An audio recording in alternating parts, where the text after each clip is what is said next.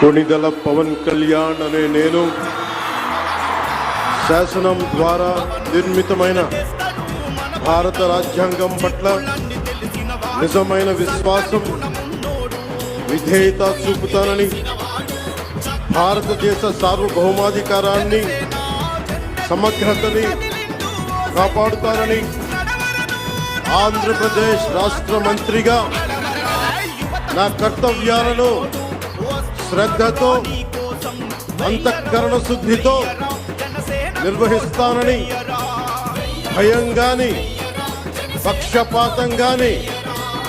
రాగద్వేషాలు గాని లేకుండా